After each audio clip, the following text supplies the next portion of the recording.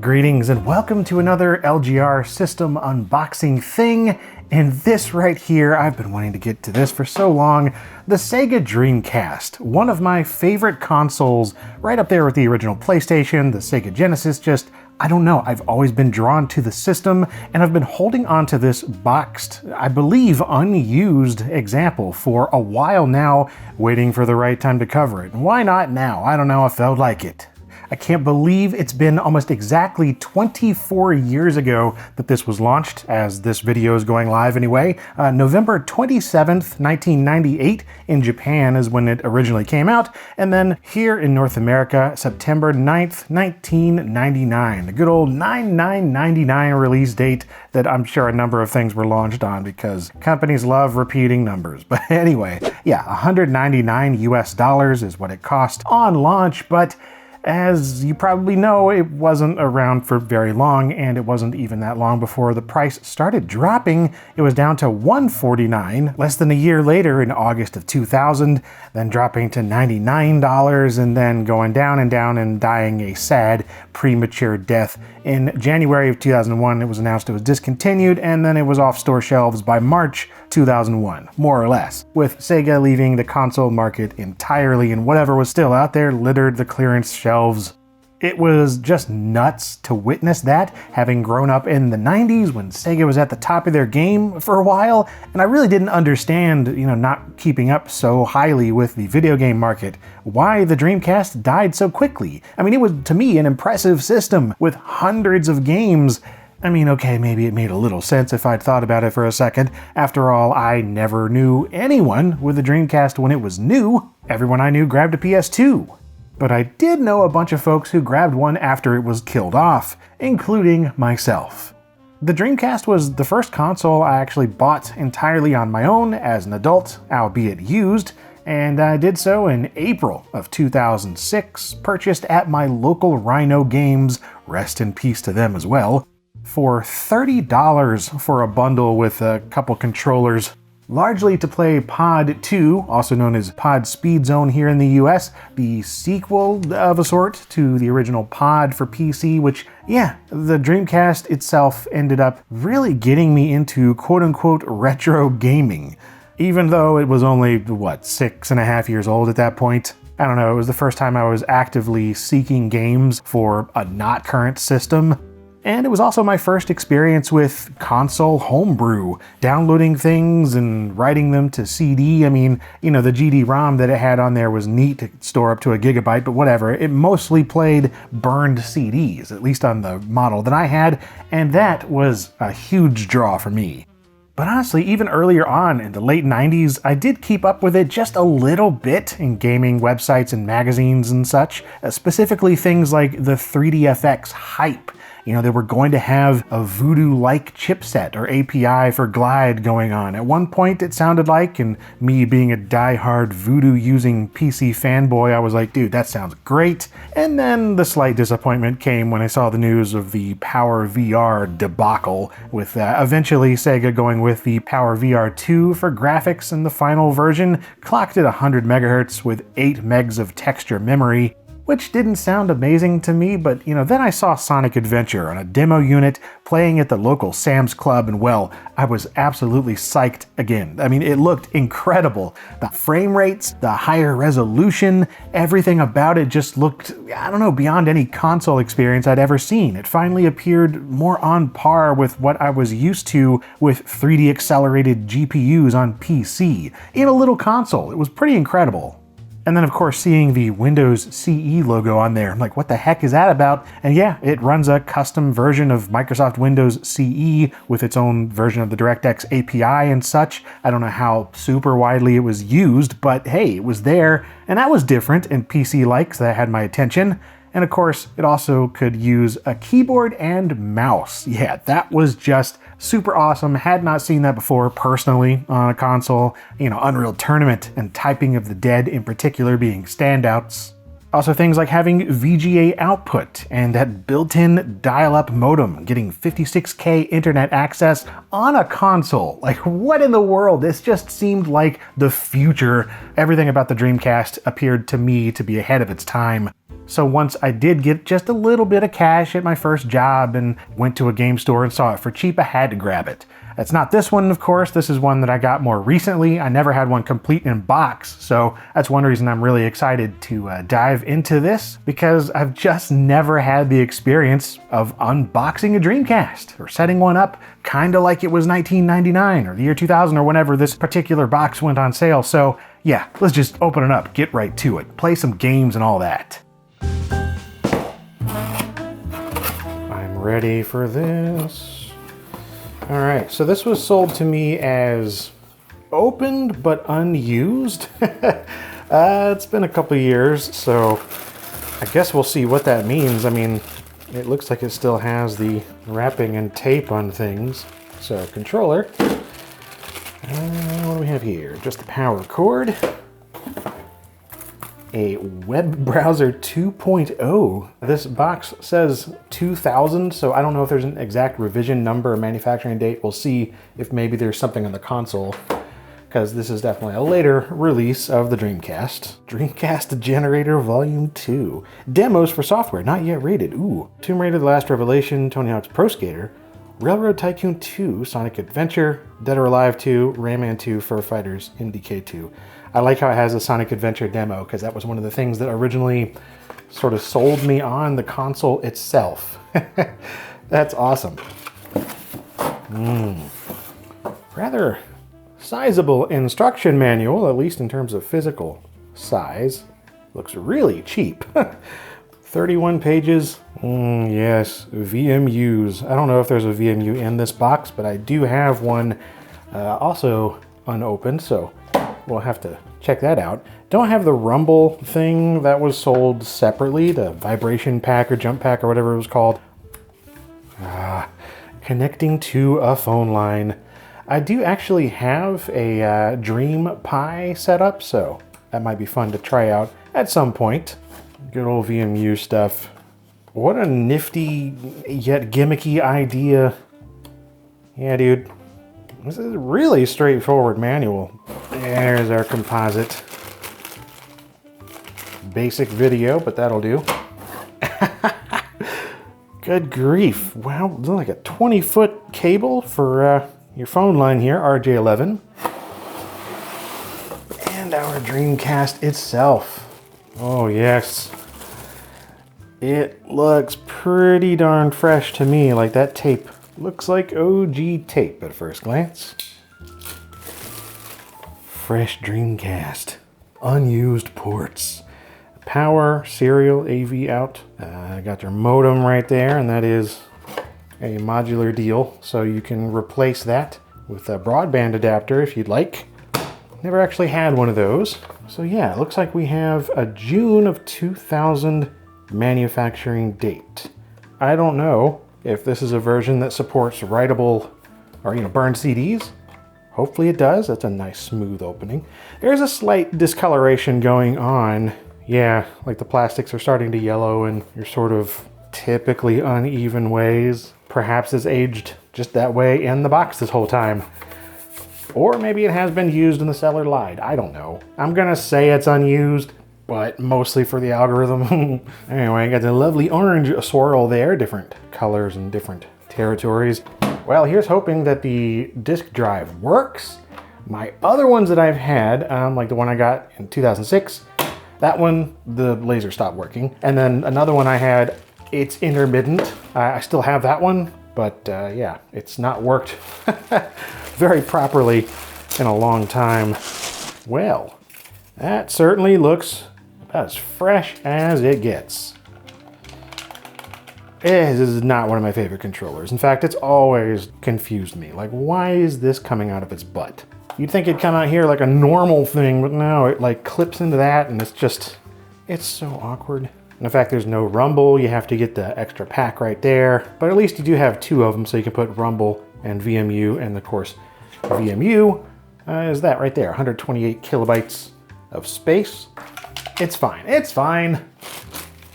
Fresh power cord. And our composite video cable. I might have VGA around somewhere. I think I do. I just don't have it right now. Because I have, a number of other Dreamcast things from when I've had previous unboxed Dreamcasts, but they're all still in storage somewhere. And so yeah, I don't see a VMU in the box, so we're gonna open this one. There we go, look at this. This was such a neat idea at the time. It's like, ooh, you can play little tiny portable games and raise your little creatures from Sonic Adventure or whatever. But yeah, you just take this thing here, plug it in there, and there you go. Good to go. Except for probably the battery. I'm assuming we'll need a new one. The standard CR2032s.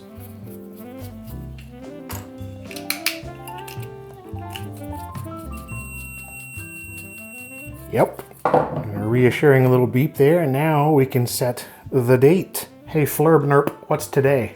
Today is Monday, November 21st. Okay. Visual memory unit. So yeah, things we can do on here. We can check the status of the memory, how much is free, how much is taken up by saved games. We don't have any, of course. We have a little clock here for, the clock.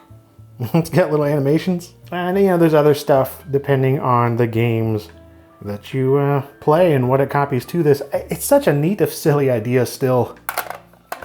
Oh yeah, always liked inserting that thing. Anyway, yeah, let's get this all set up with an era-appropriate display and play some dang games. Speaking of which...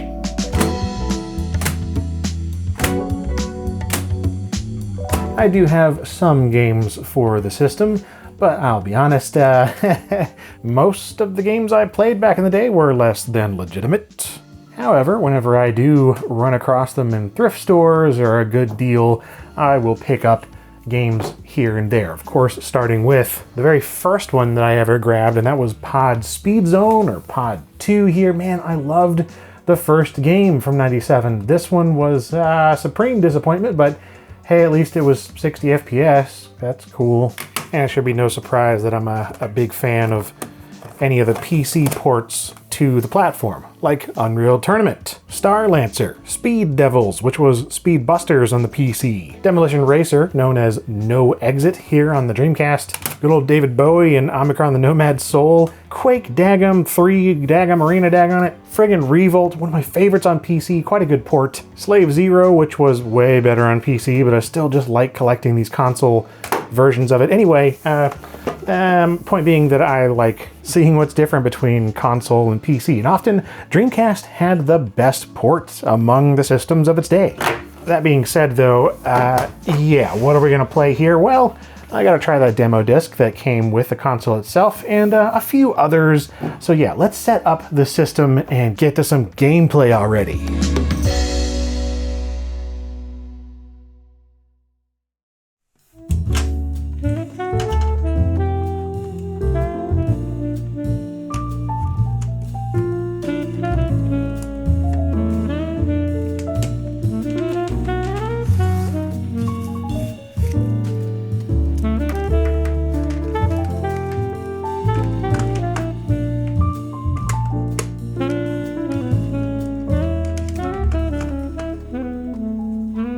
Right, let's degauss and dig in.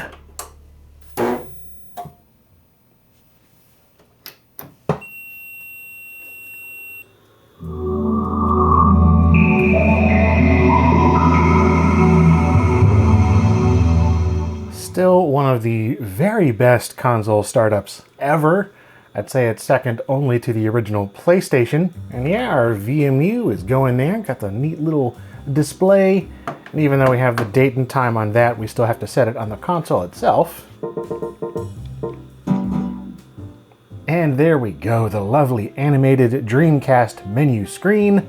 In terms of that clock, there is a real-time clock battery inside there, so you can match them but the clock battery may need to be replaced. I don't know. It's one of those rechargeable ones, so sometimes if you leave it on a couple hours, it'll keep us charged for a while in there, but otherwise you gotta desolder it and do that whole thing. But yeah, not a whole lot we can do here at the moment, except just what we just saw there, as I'm already getting distracted.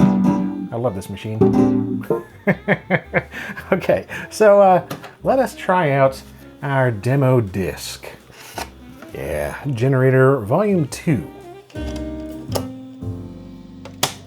And hope that our noisy little GD-ROM is up to the task.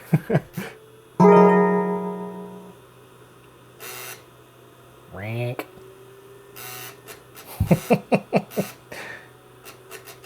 Noisy as expected, but hey, it's loading, so awesome. That is good.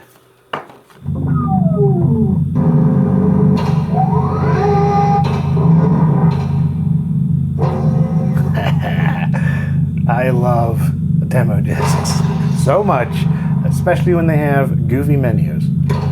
This one's pretty tame compared to a lot of them I've seen. Anyway, Sonic Adventure, Tomb Raider Last Revelation, Fur Fighters, all the games that were listed. Alright, we got to though. It is the thing that drew me to the Dreamcast so much, seeing it in Sam's Club and, I don't know, late 99, early 2000. I want to say it was Christmas 99 though. Yeah!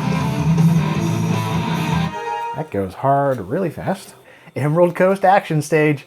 This was it, man. 15 seconds with this and I was like, I need one of these things someday. Oh yeah, just right into the action. Being able to like destroy stuff and I don't know, man. That addicting spin dash mechanic.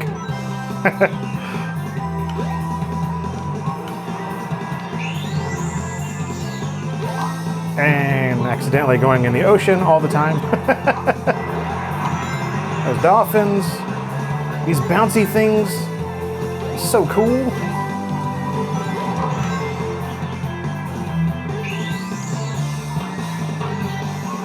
Yeah! This is still really good. And this right here, I mean, the most vivid memory I have of first seeing the Dreamcast was that right there. That Orca. Just holy crap. This whole section. Oh my god! Crazy!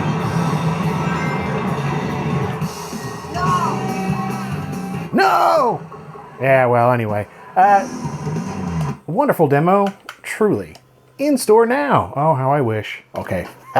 So that alone, I don't know about you, but that just still, it does something to my soul. Moving on, though, we're going to try the thing that I really, really wanted it for was Pod Speed Zone, however misguided that may have been. Yeah, Sega Net. To be fair, I never did play this online, and I know that was kind of the big idea with this game. Yeah, I just love this bizarre space sci-fi car universe. It's just weirdness, I don't know. Even that's underwhelming though. It's like 20 seconds of like, meh. So, I know that you can still get online if you have something like a Dream Pi, and I think some folks have brought the servers back up or have some sort of way to play it online, but I don't have any of that hooked up right now, so let's just do single player. So here was my first disappointment when I first got this. All these cars being locked because you can't even get them until you go online. You gotta create an account to just use some of the cars. And then, of course, the cars themselves, the designs, I think, look all really bulbous and gross. They look almost like bugs instead of like the cool industrial weird French designs of Pod 1. Whatever, let's try to enjoy it for what it is. If that's even possible.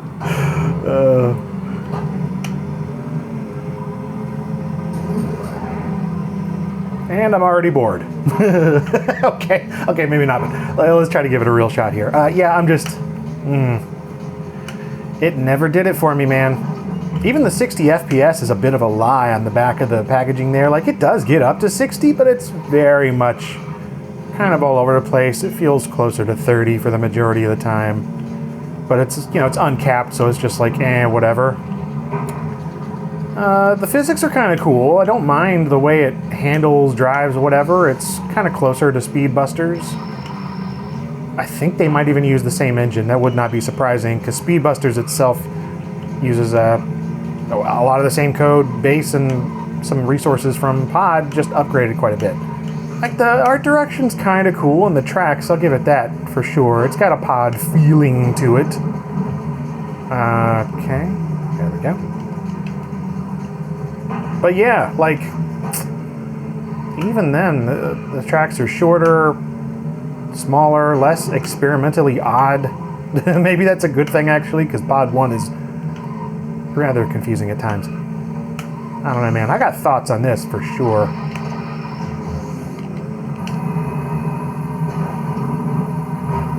I just don't like it. I just don't like it. Whatever. We had to try it for my own sake. And now I'm never going to play it again until maybe I review it sometime. All right. Utopia, though. This is something that I had to try just for also old time's sake. Like I said earlier, burning discs and the fact that the copyright protection was so quickly gotten around with the mill CD exploit and all that type of stuff. Yeah, eventually you got self-booting images and copies of games you could just download. But for a while, for a little bit there, it was the Utopia boot disc. And I just wanted to see if it worked. And I wanted to see the little spinning reindeer again. If you bought this CD, you have been cheated. I always found it amusing that bought is misspelled. See, the thing is, you could just take out this and then insert your backup. Whatever CDR, you could just burn something, put it in there. You could play lots of homebrew. I played all kinds of emulators. But of course, tons and tons of games. Like, for a while, I only had like Pod Speed Zone, 2 or 3 other physical retail games, and then everything else was downloaded, and I just burned it to CDs. I had a whole like 100 CD spindle worth of Dreamcast rips. Yeah, just this right here. I just wanted to see that again. Utopia, man. Shout out to the folks behind that. All right, so another one we've just got to try here is Power Stone. Oh man, loved this one. A friend of mine introduced me and some other friends to this. He worked at Funkoland, and we played the crap out of it.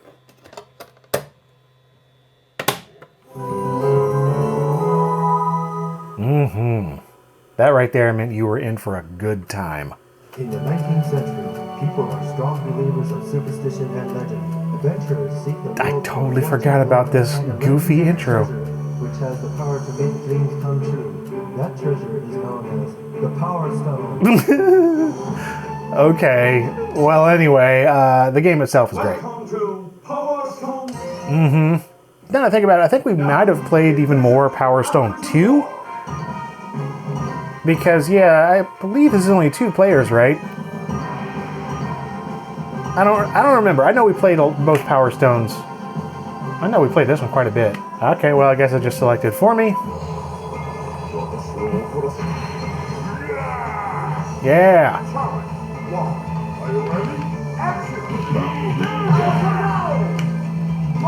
Oops.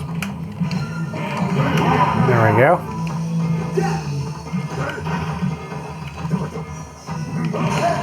Yeah.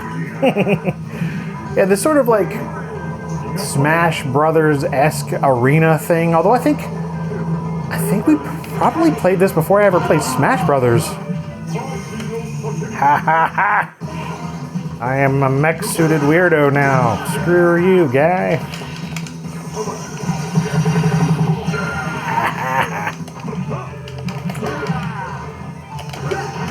Yeah, way more fun against actual people, but, you know, still a good time, even solo.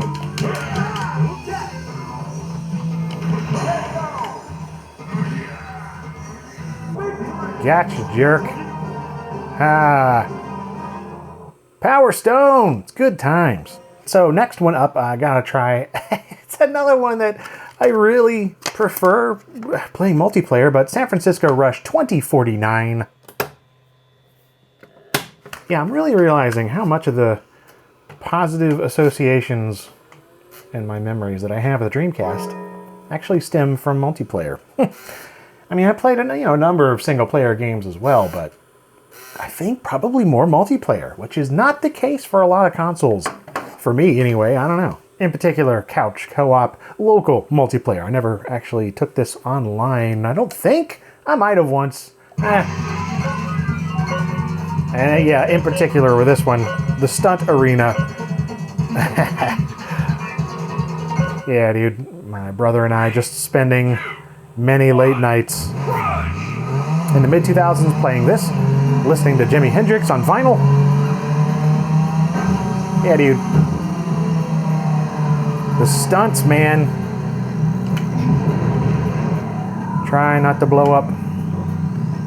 There we go. Just competing for the highest score and trying to get coins and junk. I don't know. It's just a wonderful time waster.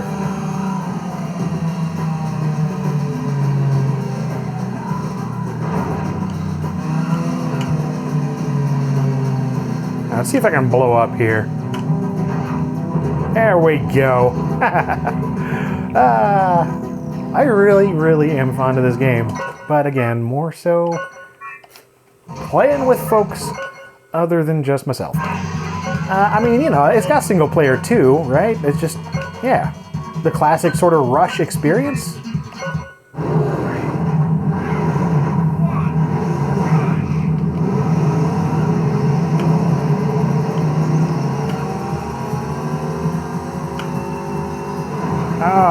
Messed that up. Oh, that was pretty rad. Yeah, classic San Francisco Rush type of experience in the career campaign, single player, whatever this is mode. Can we just blow up if I do this? There we go. Good times, but so much better multiplayer in the Stunt Arena. Alright, here we go. I have to. In terms of fighting games, there really is just this that stands out in my mind as the GOAT for the Dreamcast, Soul Calibur. I mean, I know there are so many other fantastic fighters, 2D and 3D for this. I played the dick out of all of them, but yeah, this one right here, I don't know. At the time, it felt really fresh in terms of having the weaponry and the style of combat. Soul Calibur. Mm-hmm. Welcome back to the stage of history. Such memorable characters. And the player models, their performance, just the detail, frame rate, everything about this was so danged impressive. Stayed impressive for years, in my opinion.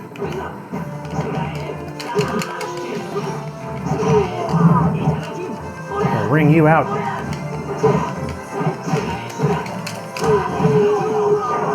There we go.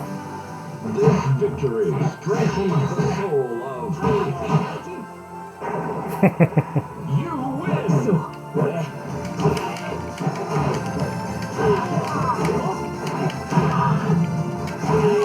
Yeah, suck it. This victory strengthens the soul of Sure does. And I gotta play with Ivy real quick because reasons.